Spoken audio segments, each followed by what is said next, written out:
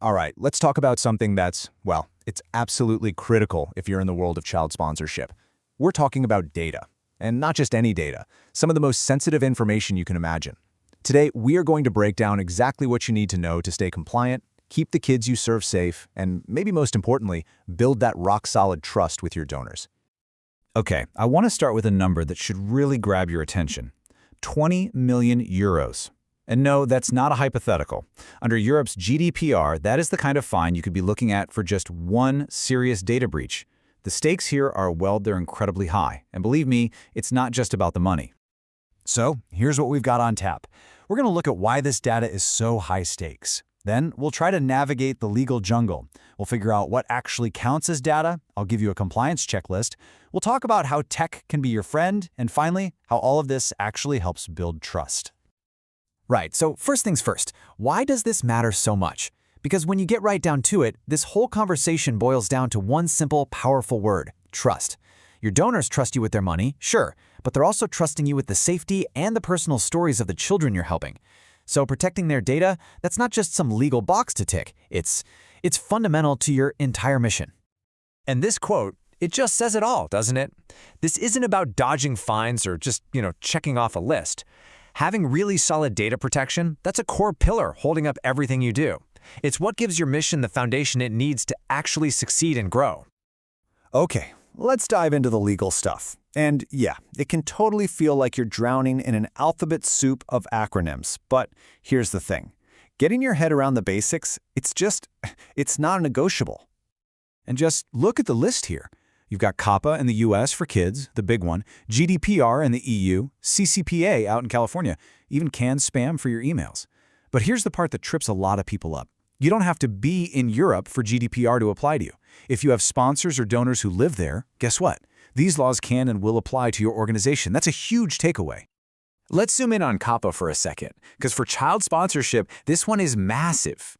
The key phrase to burn into your brain is verifiable parental consent. What does that mean? It means a simple little checkbox in an email isn't going to cut it. Nope. You need actual, documented proof that a parent or guardian has said, yes, I agree to you collecting my child's information. And then there's the big one, GDPR. I'm telling you, if you have just one sponsor living in the EU, this law is your new best friend. Or worst enemy, depending on how you handle it. It is, without a doubt, one of the toughest data privacy laws in the world. It gives people huge control over their own data. And in case you're thinking, do they really enforce the stuff? Oh yeah, these laws have teeth. Big ones. Just look at TikTok, or what used to be Musical.ly. Back in 2019, they got slapped with a $5.7 million fine for violating COPPA. Why? Because they were collecting data from kids under 13 without getting that all-important parental consent first. This isn't theory. These are real-world, painful consequences. Okay, so the laws are serious. We get it. But what are we actually talking about here? What even is personal data? Well, this is where it gets tricky, because the definition is way, way broader than you probably think. And frankly, this is a major pitfall for a lot of organizations. This is so important to understand. You know the obvious stuff, right? Names, email addresses, payment info, sure. But what about the stuff you might not think about? A photo of a child, the name of their school, details about their village or their family life. Under these laws, all of that hidden data is just as protected. It's all personal data. The magic word here, or maybe the scary word, is combination. Think about it. A first name by itself, maybe not a big deal. The name of a village? Okay, but you take that first name, add the village, add the child's grade in school, and suddenly you've painted a pretty clear picture.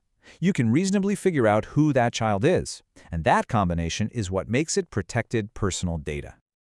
I know. This can all sound super overwhelming, like a giant tangled maze. But don't worry, there's a clear path through it. So let's walk through a really practical checklist that can help you navigate all this. And it's really important to see that not all data is treated the same. Look at child data, for example. You need that verifiable parental consent we talked about, and honestly, you should only hang on to that data for as long as the sponsorship is active. It's about minimizing risk. But then you look at sponsor data. Well, you might be legally required to keep financial records for, say, 3 to 7 years for accounting purposes. So it's definitely not a one-size-fits-all situation. So, here are 4 steps that are just foundational. Number 1, classify. You have to know what data you're collecting and why you're collecting it. 2. Consent. Get that documented, verifiable permission. 3. Secure. This is huge. Encrypt it, lock it down, and limit who has the keys. And finally, number 4, train. Train everybody, your staff, your volunteers, everyone, because your entire data security system is only as strong as its weakest link. Now, trying to manage all of this with spreadsheets and sticky notes, that's just a recipe for disaster. It's not going to work. But here's the good news. Technology doesn't have to be another headache. In fact, the right kind of tech can be your absolute best friend in this whole process.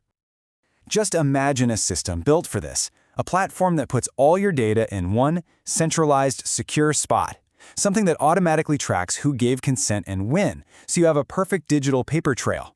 And what if you could spit out the reports you need for an audit with just a couple of clicks? It takes this massive, scary job and makes it, well, manageable. So let's kind of zoom out and look at this from a different angle. I want you to stop thinking of compliance as a chore or this big scary monster you have to deal with. Instead, what if you saw it as a strength, a strategic advantage you can actually use? Because at the end of the day, when you show people you are serious, I mean really serious, about protecting this data, you're sending a much bigger message. You're showing them you're serious about your entire mission. You're telling your donors, your trust in us is safe. And that right there is how you build loyalty that lasts for years.